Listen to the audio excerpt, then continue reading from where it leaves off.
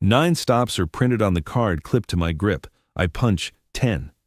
I still have one of the February cards. The punch marks run down the edge in a row like teeth, and there are 10 of them, while there are 9 station names on the face. I did that with my own hand 4 nights a week, and for the first 2 weeks I figured the printer had dropped a station off the bottom. That's a normal thing to think. Cards get reissued with a stop missing. Somebody rebuilds a schedule, forgets a station, and the next card comes out right. I've seen it happen twice. Both times it was a real station with a shelter, a light, and people waiting under it. The 10th punch on my card is at milepost 46.8. There is no shelter there.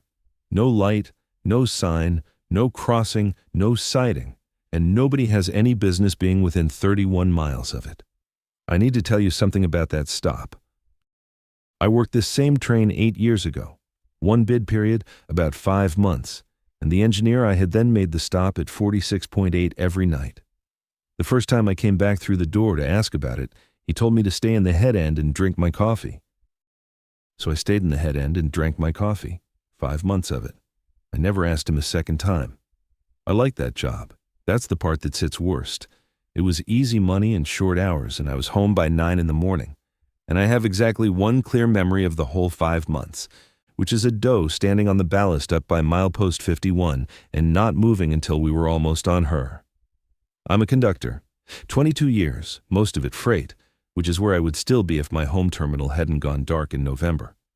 What I run now is a state-supported overnight, 2 cars and a locomotive, up the west side of the Idaho line and across into Washington and back the other way before daylight. It is the smallest job I have ever held. 9 station stops, and 6 of them are a slab of concrete with a light on a pole and a shelter the size of a bus stop. 40 or 50 people on a heavy night shift people going home, a couple of kids from the college, and a certain number of folks who ride because they can't drive anymore and won't fly, and this is what's left. Most of them are asleep by the second stop. All of them are somebody's responsibility. Mine. That is the part people outside the business never quite get. The engineer runs the train. I am responsible for the train. Every person aboard it, every movement it makes, every stop it makes, and every stop it doesn't. If this equipment does something it isn't authorized to do, there is exactly one signature on the line, and it is not the guy up front with his hand on the throttle. We go on duty at 11 at night, tie up at the far end at 5:15, and then federal rest puts me in a motel by a highway for 9 hours, whether I want to be there or not. I know the sound of that ice machine better than I know my own furnace. You do the run 4 nights, you drive home, you sleep 2 days badly, you go back. So it matters that I was punching 10. The engineer's name is Dell. He is 61, and he has been on this subdivision since before the lease, which means he watched 3 different heralds get painted on the same locomotives. Good hand, smooth with the air, no jerk in his stops, the kind of engineer where the passengers wake up at the station and not before it. He talks about his son's truck, and he does not ask questions about anybody's personal life, which, after 22 years, I have learned to appreciate. First night, coming down out of the river cut, he pulled the brake back and started setting up for something, and I looked out and there was nothing out there. Snow and rock and the reflection of our own headlight coming back off a rail. I said, "What have we got?" He said, "That's the check." That's all he said. He put a service application on it, brought 200 tons of equipment down to a dead stand in the middle of nowhere at 11 minutes past 2 in the morning, and sat there with the compressor loading up behind us. 8 years earlier, a different man had used the same word. Not a similar word. That one. The check. 2 men who never worked together in their lives on the same 40 feet of railroad, using a piece of vocabulary that appears in no timetable, no general order, and no book I have ever been handed. Then, Dell looked back over his shoulder at me and said, "Go back and pull the trap. The trap is the plate in the floor of the vestibule at the end of the car. You lift it, you fold the steps down, you put the step box on the ground. And now, a person can get on or off a train that is standing where there is no platform. It is a 30-second job that I have done maybe 10,000 times, and I went back through the coach and did it in the dark, and I did not turn the coach lights up because Dell said, 'Don't,' and because the passengers were asleep, and because at that hour you do what the man who has been here 20 years says. Nobody got on. Nothing happened. I stood there in the open doorway with 10 below, coming in around my knees, and looked out at a slope of ballast and the black shape of a hill, and my watch said 11 minutes past 2. And 40-some seconds later, the brake pipe came up, and Dell whistled off, and I closed the trap, and we went to work. Then I walked up front and punched a hole in my card, because that is what I do. I have punched every stop I have ever worked.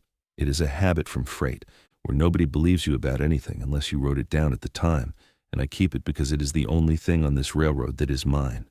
The card lists the stops. My punches say I was there for them. 10 holes, 9 names. I want to be honest about how little I did with that for 2 weeks. I counted it.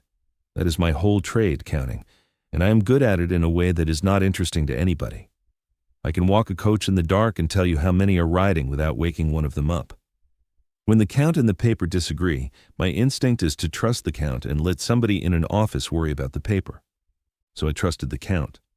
I wrote 10 because there were 10, and I filed the difference the way you file a light bulb out in a hallway you don't own. There is also the money side of it, and I'd rather say it than have it come out sideways later. I'm 44 with a closed terminal behind me and a roster spot I got by bumping a younger man out of it. My certification is federal. That word matters. It is not the railroads to hand me, and it is not the railroads to take, which sounds like protection until you understand. It means the government is the one who pulls it, and when it goes, it is gone everywhere at once. There is no second railroad that hires a man who lost his card, 22 years of seniority, 4 nights a week in a motel by a highway, and 1 signature holding all of it up. You do not go asking questions that have your own name in the answer. 3rd week, I started riding the rear car. That was mine. Nobody assigned it. Dell liked me up front for the check, and after the first few nights I understood that he liked it a lot, that it was not about company. So I told him I'd ride the back half and work my tickets, which is an entirely normal thing for a conductor to do, and also a lie in the way that matters. And I saw him take a second with it before he said, "Suit yourself. You want to understand what that costs. There are 2 of us on that train and there is nowhere to go. 4 hours up, 4 hours back, 1 cab, 1 heater, and if the man in the other seat has decided you are a problem, you will feel it every single night until one of you bids off." I gave up the only conversation I get between midnight and daylight, and I did it in a way he could not object to out loud, which is a thing people remember longer than an argument. Then, at 11 minutes past 2, I stood in the vestibule with the trap up, and my hand lamp lit, and I held it open past the point where I was done. That's it. That is the whole crime.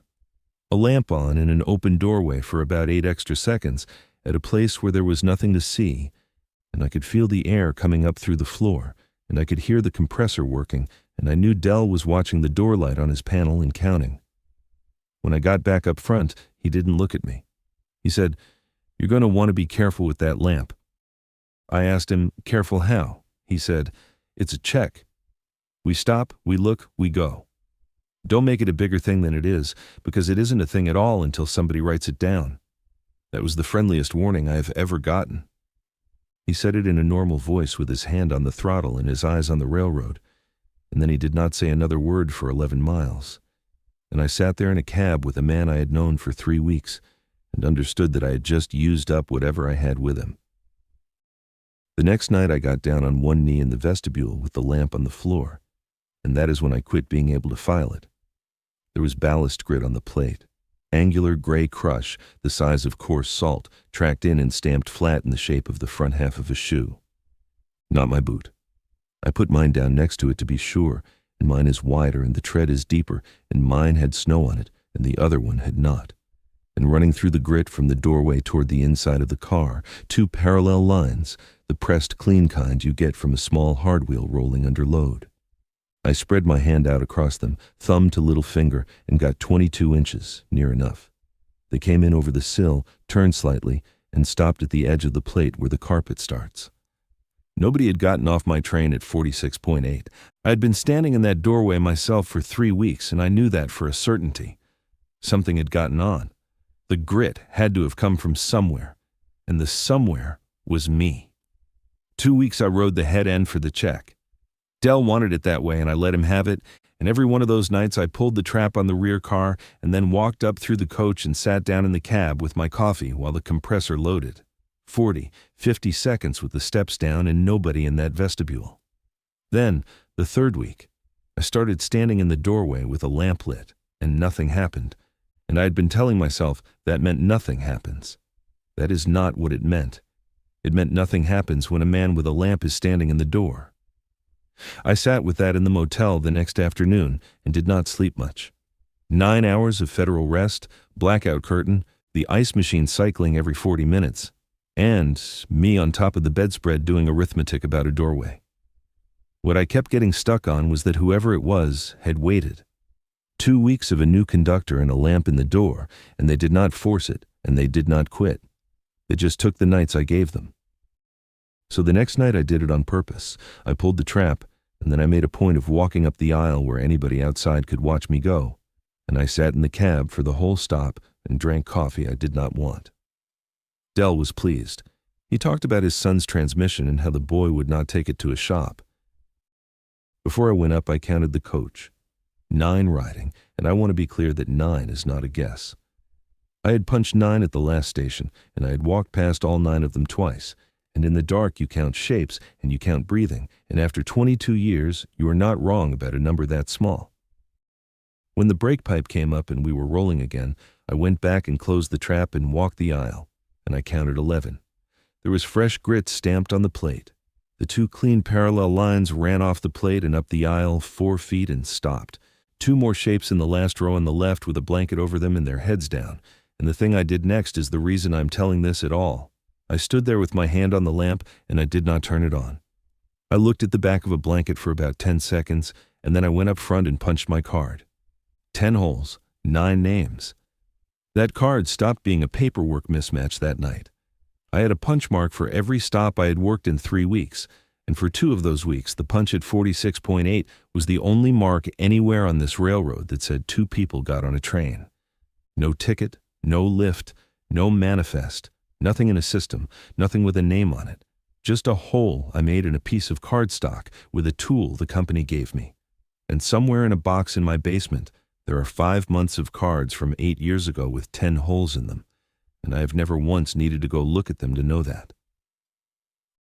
I decided I would get off the train. You have to understand what that is. 46.8 sits in a river cut with no road to it, 14 miles off anything maintained, and there is no cell coverage in there at all, and it was running about 10 below. 50 seconds. If Dell releases the air and goes without me, I'm a man in a uniform coat standing in a rock cut in February with a hand lamp and a 2-hour battery, and the next people through come in the morning. I thought about telling him. I got as far as opening my mouth about it in the crew room, and then I thought about what he would have to do with that once he knew, which is either come with me or write it down, and I closed my mouth and did not give him the choice. I did it on a Thursday, and I gave myself the whole window. Off the step box, lamp down at my boots, 6 or 7 paces out along the flank of the car. Ballast, and then the ballast stopped, and my boot came down on concrete. Somebody had swept it. Not cleared, swept with a broom, the way you do a porch, and the snow was pushed off it in overlapping arcs and piled at the edge in a low gray ridge with a crust on it that said it had been done more than once, about 12 feet of it.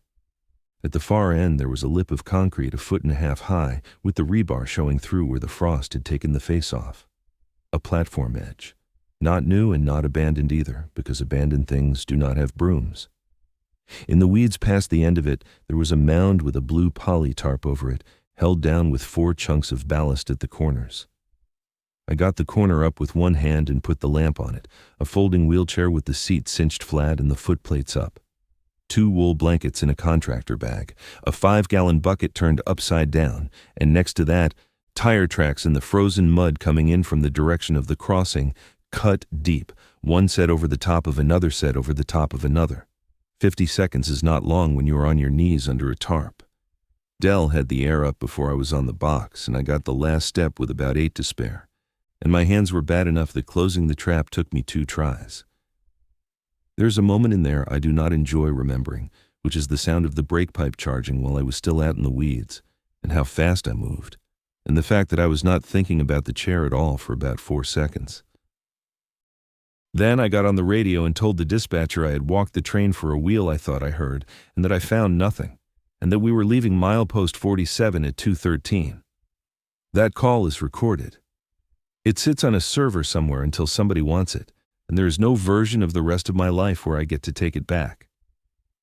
I have thought about that sentence more than anything else I said out loud that winter, not the lie itself, the fact that the only permanent record I made that night was a false one, and I made it in a calm voice on the first try because I am good at my job.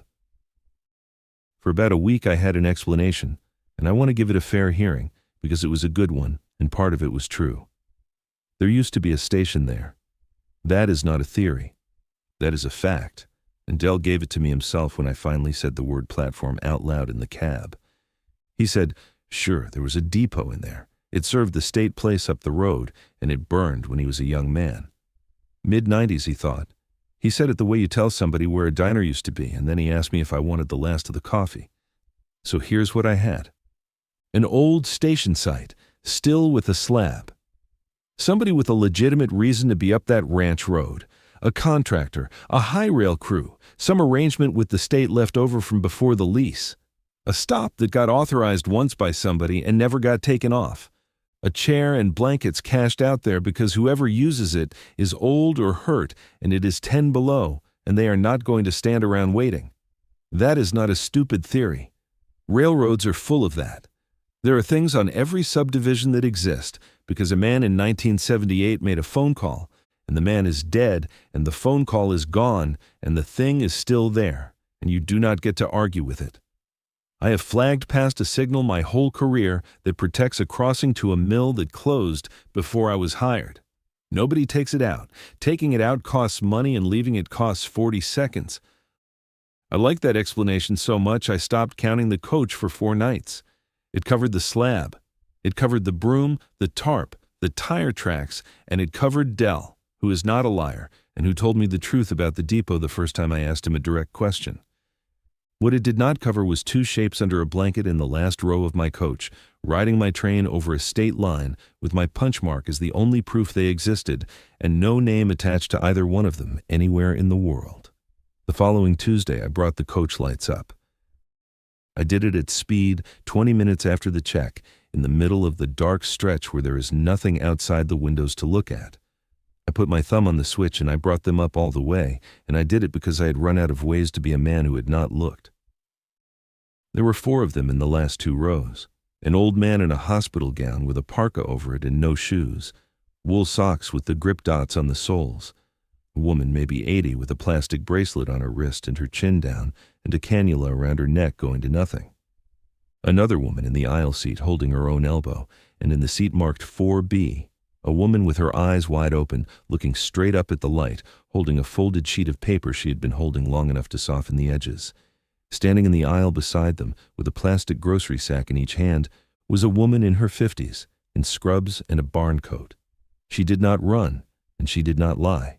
She looked at my coat and my badge, and then at my face, and she said, "Are you new?"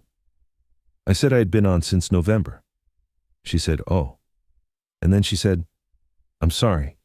I thought you all knew. I've been doing this 11 years. 11 years. I stood there and did the arithmetic in front of her, which is the closest thing to a religious experience I have ever had in a railroad coach.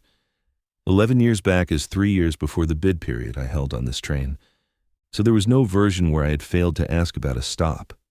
I had worked a boarding, 5 months of it, with the trap down and the steps folded out and my card punched 10, sitting up front with my coffee because a man told me to. The woman in scrubs was watching me count. She said, "Please turn the lights back down. They get upset. I put them down." That is the honest report of what I did with the first 4 seconds of knowing. Somebody asked me to make it dark again, and I did it without thinking, because she had a reason, and I did not have one yet. Then the woman in 4B said, "Are we still going?" And Dell called back on the intercom from the head end and asked me why my coach lights were up in the middle of the block. I told him a passenger needed help finding something. He said, "In the middle of the block?" And I said, "Yes." And he let it sit for about 4 seconds and then said, "All right, that is what it costs to lie to an engineer." Nothing, right then. He just knows. The display in the cab is a screen about the size of a paperback with amber text on it. I'd been looking past it for 2 months, the way you look past a fuel gauge. The next night I stood behind Dell's seat coming down out of the cut and watched it, and about a mile out the line came up on its own. Station stop. Milepost 46.8 in force. I read it out loud because I wanted to hear it in a voice. Dell said, "Yeah, that's it. That's been there since before the lease." He walked me through it the way you would explain a bad water heater. The onboard carries a file of every place on the railroad where the train has to do something. That file came over whole when this outfit took the lease off the last outfit, and the last outfit had a station in there, and the station burned and the line in the file did not. He said you can't just take it out. It has to be surveyed and put back in and signed off, and nobody has surveyed this segment since 2009, and nobody is paying for a survey to delete a stop that costs the company 40 seconds a night. I asked him what happens if we don't stop. He said, "Then it puts the brakes on for you. And then you're on the radio explaining it, and then somebody comes out. So we stop first. Every crew on here stops first. You stop before it, and it never happened." That is the part I could not get around, and it took me 2 weeks to understand what it said about me. The reason there is no record of any of this is not that somebody buried it. It is that if you obey the machine slightly early, the machine has nothing to report. 11 years of people crossing a state line at 11 minutes past 2 in the morning, and the only thing in the world that ever wrote any of it down was a conductor's punch card, and only because I have a habit. The other thing I understood, standing behind that seat, is that the stop is one line in a file. Somebody could delete it on a Tuesday from an office in another state and never know what they'd done. It has lasted 16 years because nobody has looked at it. It would last about 4 minutes if anybody did. So I let it enforce. I told Dell to run right up to it and take his hand off. He said he would like it noted that he thought that was stupid, and he did it anyway, because I'm the conductor, and it was my call to make. You do not get a warning. The train comes down on the point, and the onboard dumps the brake pipe, and 2 cars and a locomotive stop the way they stop when nobody is being polite about it. Everything not tied down goes forward. I had my hand on the grab iron, and I still put my shoulder into the bulkhead. Behind us in the coach, a woman in her 80s came out of her seat and caught the seat back in front of her with her forearm, and the sound she made is a thing I hear when I'm trying to sleep. Somebody's bag went the length of the aisle. The old man in the parka never woke up. Then the radio, because a penalty application writes an event, and an event gets explained inside the hour. I told the dispatcher we had an enforcement at 46.8. He asked me to repeat the milepost. He was quiet for a second, and then he said, "Stand by," and then he said a trainmaster would meet us at the far end. The aide was crouched in the aisle with her hand on the old woman's arm, and she did not say one word to me. That was worse than if she had. The trainmaster met us at the away terminal at 6 in the morning and rode the cab with me on the deadhead back. Young guy, maybe 35, decent, clipboard and a gas station coffee. He was not looking for anything. He was doing what you do with an enforcement, which is ride the territory once and look at the screen and write 3 lines. He read it twice. Station stop, milepost 46.8, enforce. Then he leaned back and laughed. Not mean. It was the laugh you make when a machine is being an idiot in a way that is going to cost you a morning. He said, "That's the old depot. That's a data file thing." He told me the vendor pushes corrections out in batches, and this one probably came over in the migration and never got caught, and he'd write it up as a database defect and get it in the queue, and in the meantime keep doing what the crews have been doing.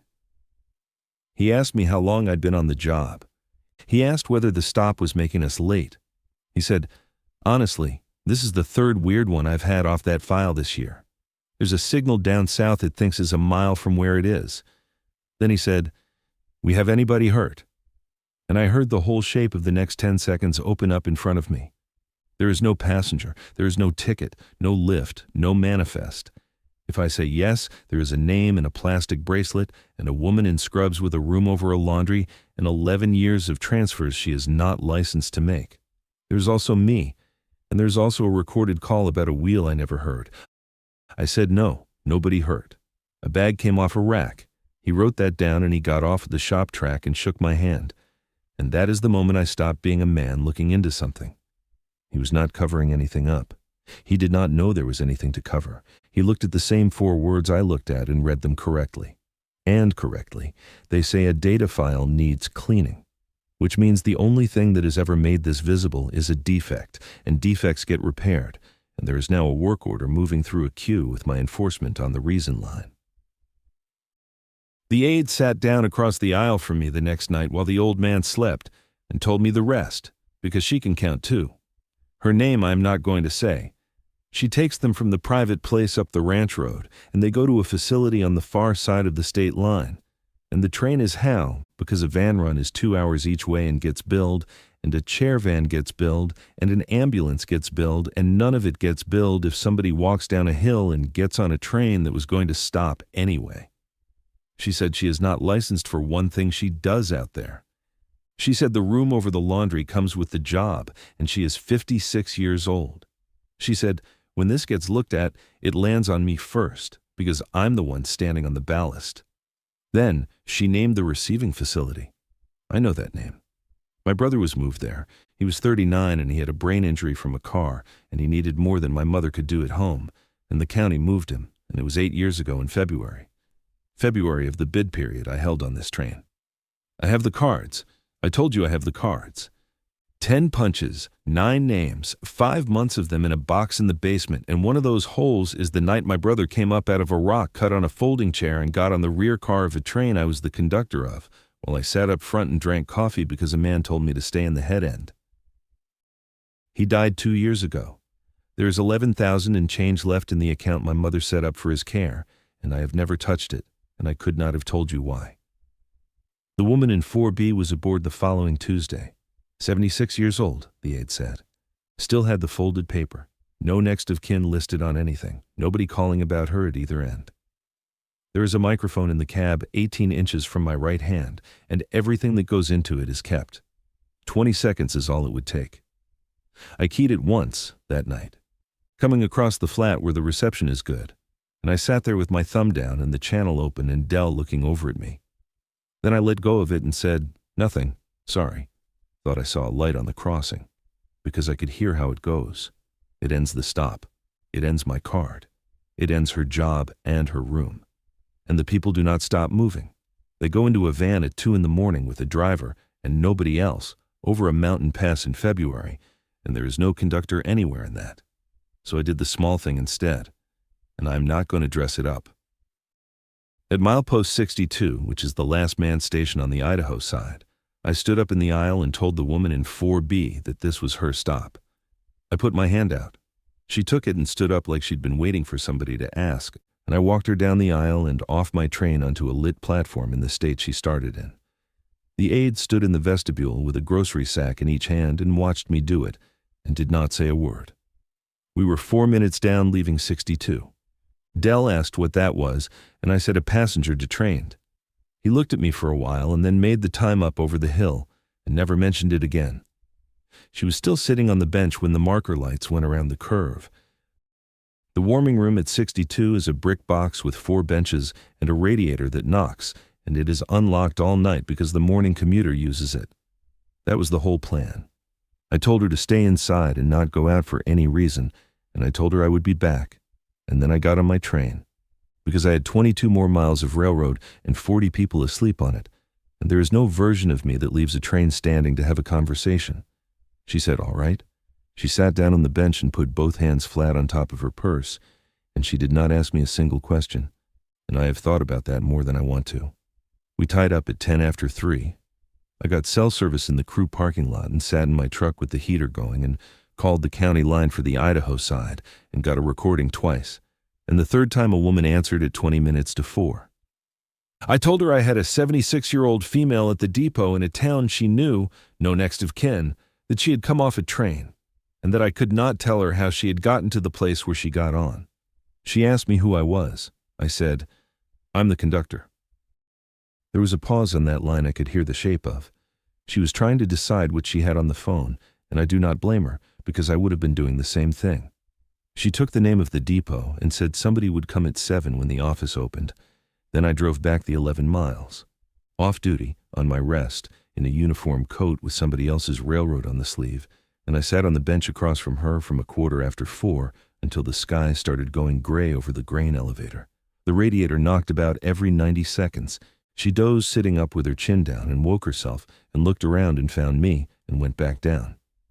The folded paper in her lap was a page out of a spiral notebook with a phone number on it in blue pen, soft at the creases from being carried. She let me look at it. I stood in the doorway and called it, and it rang about 9 times, and a man answered who did not know the name and had not known it in the 4 years he'd had that number. He was decent about it. I said sorry to bother you at this hour and hung up.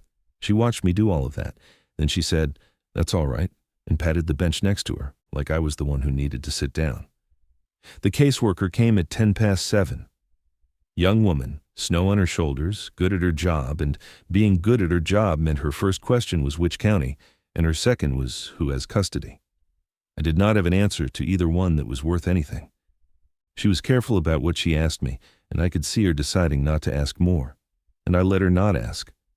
She told me the honest thing, which is that with no county of origin, no representative, and no bed, the pathway is an emergency room. The emergency room is 40 minutes away.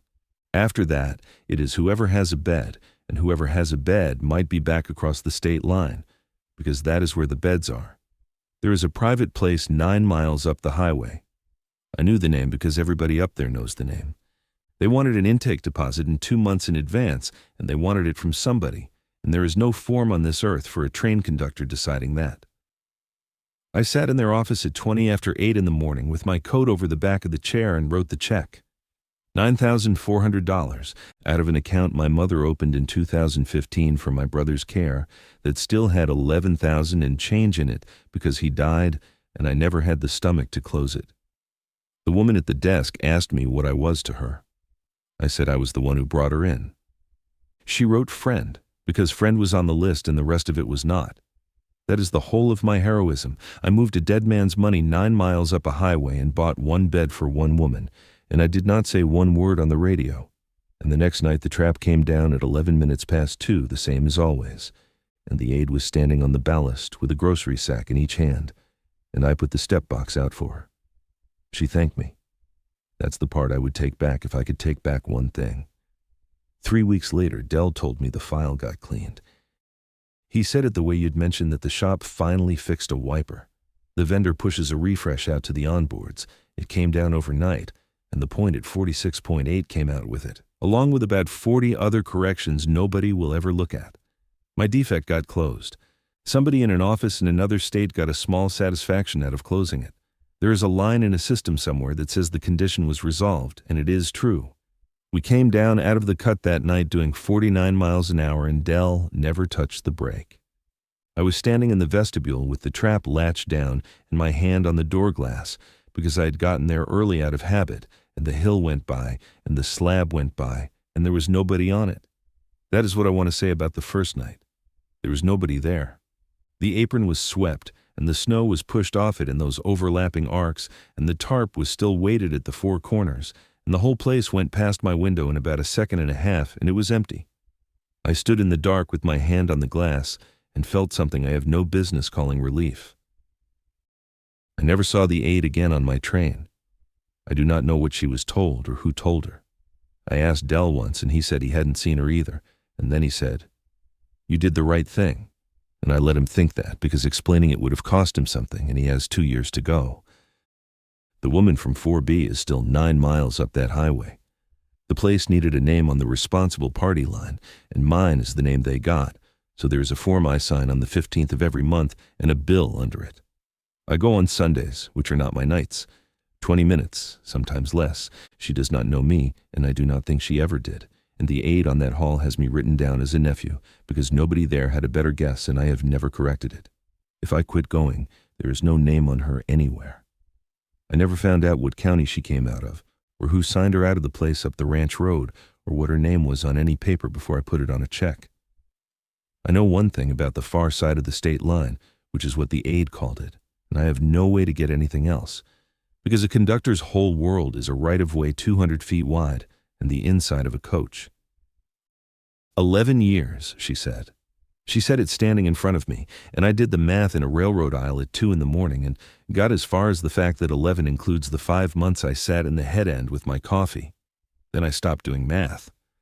The next number you get is how many, and there is nobody left to ask. New cards came out in April. Same 9 stations. I would like to tell you they reprinted them because of me, but they reprint every year with the schedule change, and mine had gone soft at the corners anyway. I clipped the new one to my grip on the 1st of the month and worked my train, and at 11 minutes past 2, we went through the cut at track speed, and at the end of the night, I looked down at what was in my hand. 9 holes. 9 names. The card is correct now. It has been correct every night since. Whatever was ever going to be known about those people, from the outside, by anybody, was one extra hole punched in a piece of cardstock by a man who has a habit. And now the card and the railroad and the file all agree with each other. And they are all right. And they say nothing happened. I keep the February cards in a drawer with a rubber band around them. I've had them in my hand over a trash can twice. It is not sentiment, and it is not evidence either, because a punched card proves nothing about anybody except me. It is that if they go, then 9 is the only number anybody ever wrote down. Here's the last of it. The second week of April, coming down out of the cut, my headlight came around the curve and put its light on 3 people standing on the ballast at 46.8, an old man in a parka and no shoes, somebody small in the folding chair with the blankets over the lap, somebody else on their feet holding the chair handle, and back on the crossing, past the end of the slab, a van sitting with its parking lights on and its exhaust going straight up in the cold. The aide had her arm up. She was not waving it. She was just holding it up, and she was still holding it up when the light came off her. 49 miles an hour. I felt for it in my knees, the way you feel a set coming before you hear it, and it did not come, and the hill took them, and the sound of the crossing went by underneath us. I walked back through my coach and counted 41 riding, and I punched 9, and I finished the run.